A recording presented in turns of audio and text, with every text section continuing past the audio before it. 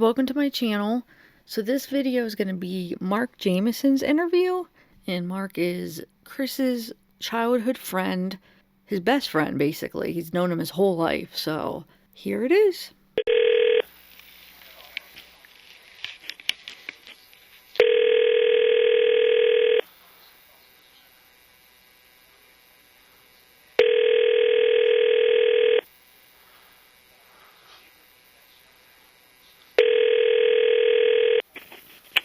Hello? I can speak to Mark, please. This is him. Hi, Mark. My name is Matt Saylor. I'm an agent with the Colorado Bureau of Investigation. How are you doing? I'm doing pretty good, sir. How about yourself? Doing good, thanks. Hey, the reason I'm calling is we're doing some follow-up on the Watts case, and it's my understanding that you are a friend of theirs. Is that correct? Yes, I am. Okay. Would you have a couple minutes to speak to me about it? Yes. Okay. First of all, let me just get some identifying information from you. Okay. What is your last name? My last name is Jamieson. How do you spell it? Jamieson. Okay. And date of birth for you? Is this the best phone number to get a hold of you at? Yes, it is. Okay. And how about an address for you? Okay. So how did you know Shanann and Chris? Me and Chris have been best friends for almost 25, 30 years. So I've been in and out of their lives quite a bit over the years. I've met Shanann on multiple occasions. I've met their daughters multiple occasions, and me and Chris would stay in contact via phone call or a text message, or if we would go see each other. Okay. So were you friends with Chris before he met Shanann? Yes, I was. Okay. Oh, yeah, I guess for 25 years you would be, huh? Yeah. You guys grew up together then? We did. Okay. So did you live in North Carolina then? Yes. Okay. What takes you out I believe when, I'm in the Navy, so I got stationed out here in okay. Yeah. Okay. When's the last time you talked to Chris? I talked to him, I think it was Tuesday before that Wednesday he had confessed. And it was just through a text message. Okay. But that was the last time I had contacted him.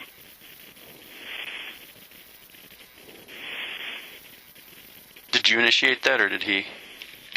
I initiated it. Okay. And was there like a back and forth conversation, or how did that go?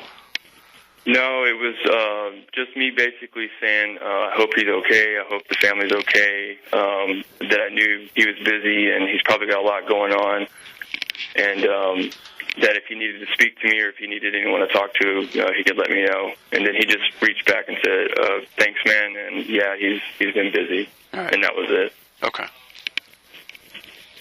So before that, when's the last time you had a conversation with him? Before that, right off the top of my head, it was also a text message, and it was about, I want to say, a week and a half before this incident happened. Again, it was just through text message. And I was basically telling him, like, hey, man, reach out to me, like, talk to me. And he would text me back, but he never called me, and we never saw each other. Okay. Yeah. Was that unusual? No, I just knew he was busy. I just knew he had a lot of things going on. Just because the things that were going on with the family at the time, I could tell, like, he was busy. And I knew. I didn't press him. I didn't put any pressure on him. I just letting him know I'm here to talk if you need to talk. And, okay. Yeah. And he said he would. He just didn't reach out. Okay. And just for my clarification, this is the text message before they went missing? Yes. Okay. Yes. So what kind of family things were going on?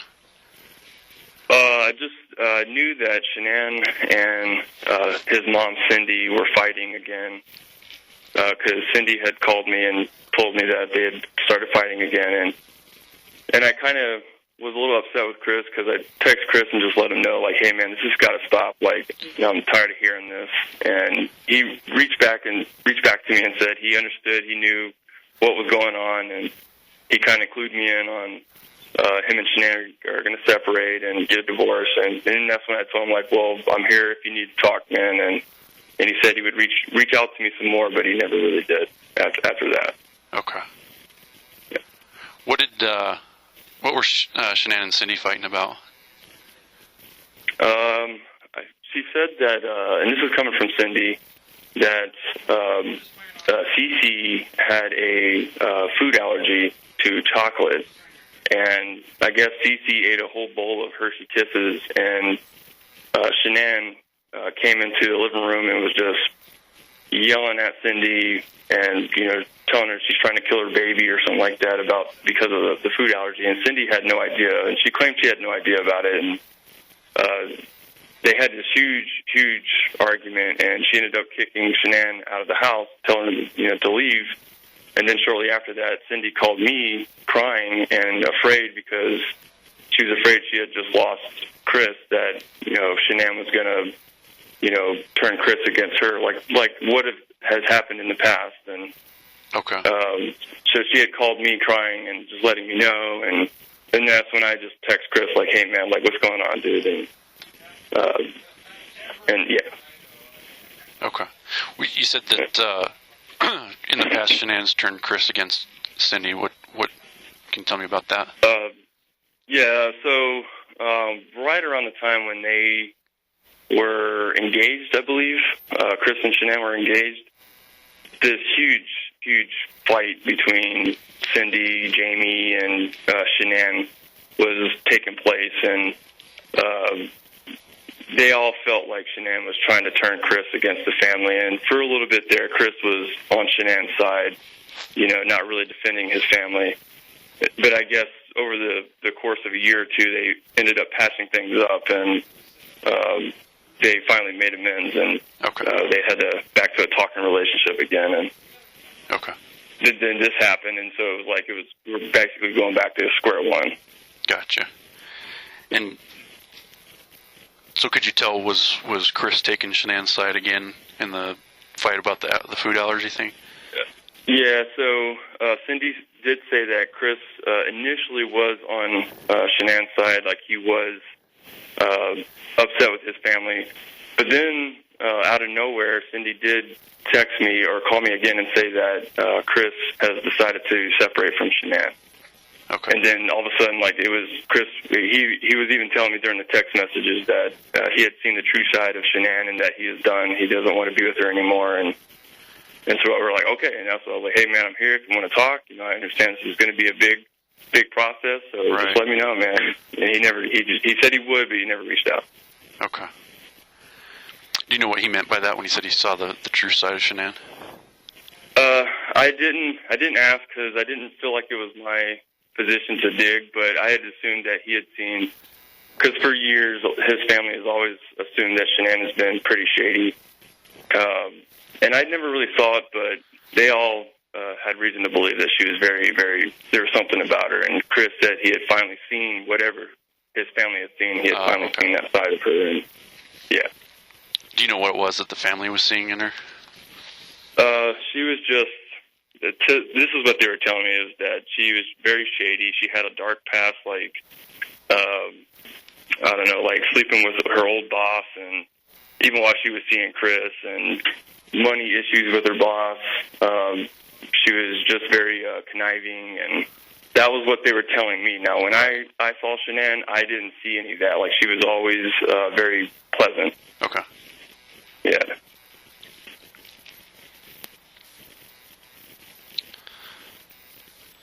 So you never had any issues with Shanann?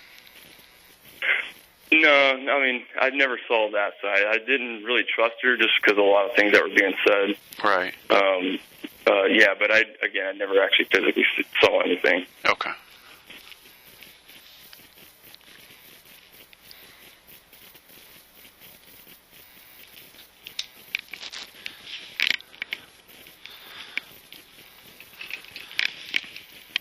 Sorry, my pen just died. I had to find another one.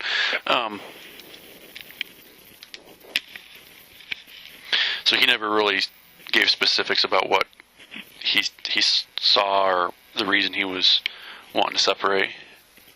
He did not.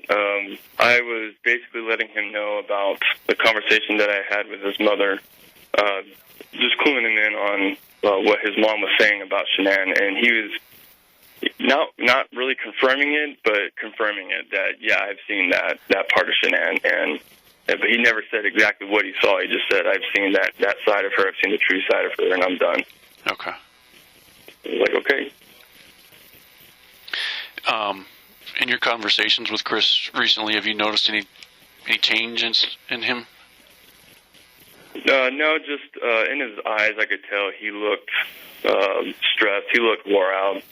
But he's always been Chris. He's never been anything but that. Like, no signs of a dark side to him or anything. Chris has always been a nice guy. Always been a good guy. He's been a great friend.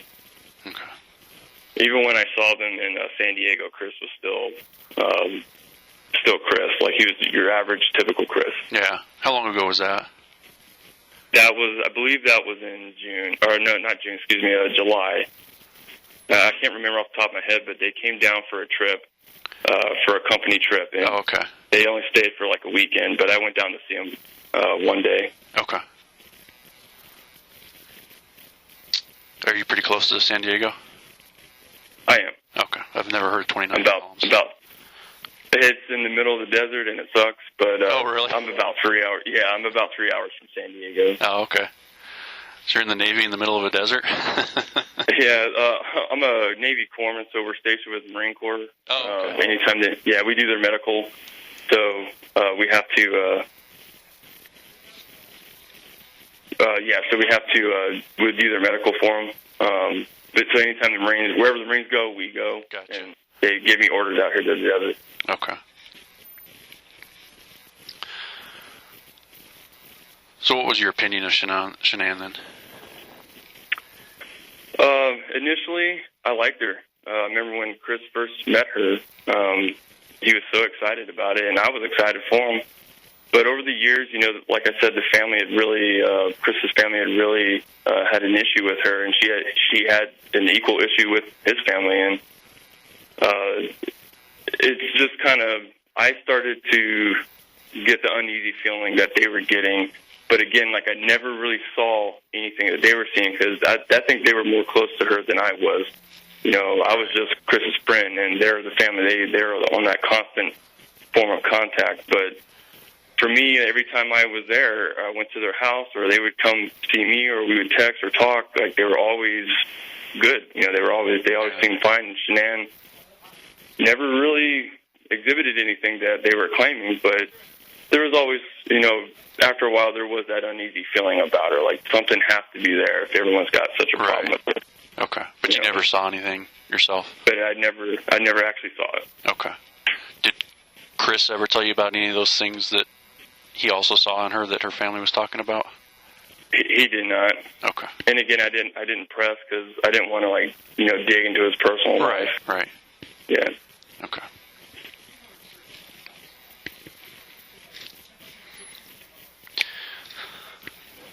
And obviously you liked Chris because you were friends with him for 25 years, but what can you tell me about him? Chris, he has always been a quiet guy.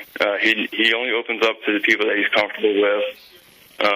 He's the type of guy that would do anything for you. He'd bend over backwards for you, and he's been there for me multiple times when I went through issues with relationships or whatever. Like, Chris he's been a brother to me, big time, and I still love him as a brother. Like, this all comes as a shock, but still, like, Chris is a good guy, and the way the media is painting him out to be, that's not Chris at all. Yeah.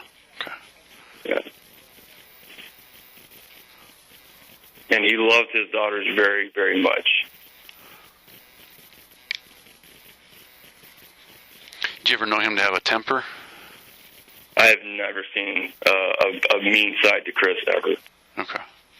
He's much like his mother. His mother's very kind-hearted and sweethearted, and Chris is relatively the same way.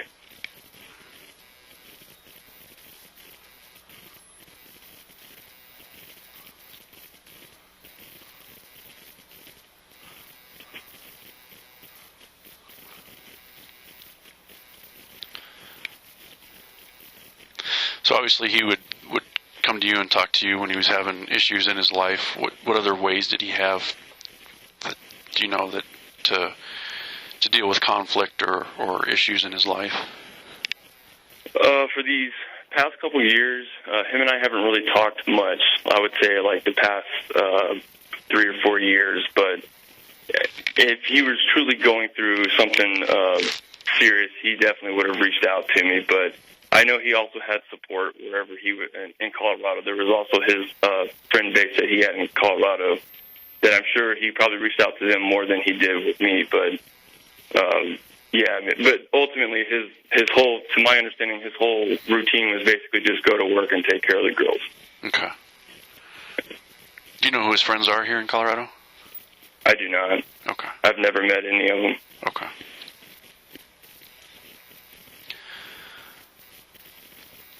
How about any other friends of his that you know of that we could talk to? Off the top of my head, I honestly don't know. Okay.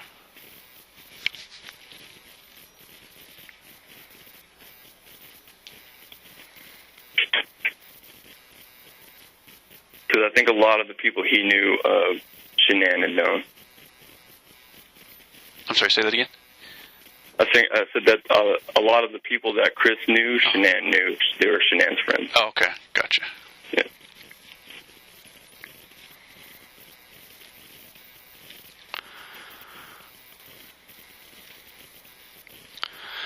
All right. Is there anything else that you think we should know about either Chris or Shanann or their relationship or the girls or anything else? Not that I can think of. Any questions that I haven't asked that you think we should be asking, or anybody else that you think we should be talking to? I'm sure you guys have already reached out to his family or his sister. And Yeah, we're in. Okay. Then yeah, I think that would pretty much cover it, unless you guys could track down whoever his friends were in Colorado. Okay. Like the friends of their families. Right. I don't know who they were friends with, but... Okay. All right. Well, if you got like a pen and paper, I'll give you my contact information in case something comes to mind.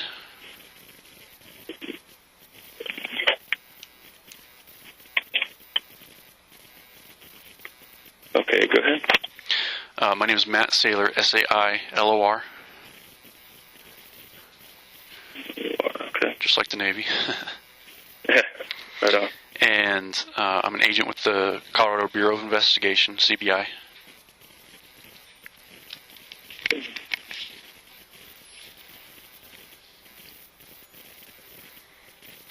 Do you have a phone number or anything? Yep, 303 203 239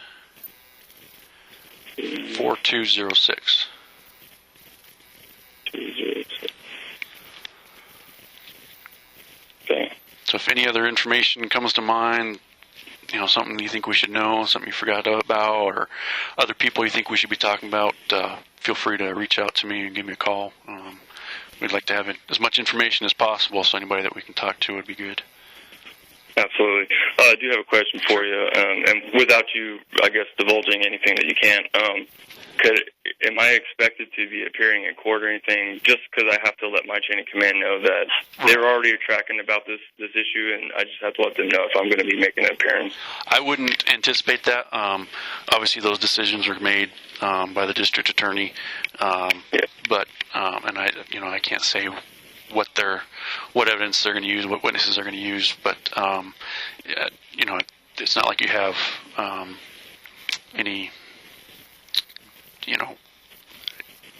It's all important information, but it's not, Yeah, like, is it going to make them innocent? Is it going to make them guilty? So, you'll go into my report as a witness just because I talked to you, but I wouldn't anticipate you having to be called for trial. Okay. But I can't rule it out, obviously, so. Right. Any other questions I can answer or try to? That's it. Okay. All right. Well, I appreciate your time. Appreciate you talking to me today. Yeah. Thank you very much. All right. Thank you, sir. Have a good day. All right. You too. All right. Thanks. Bye. Yep. Bye-bye.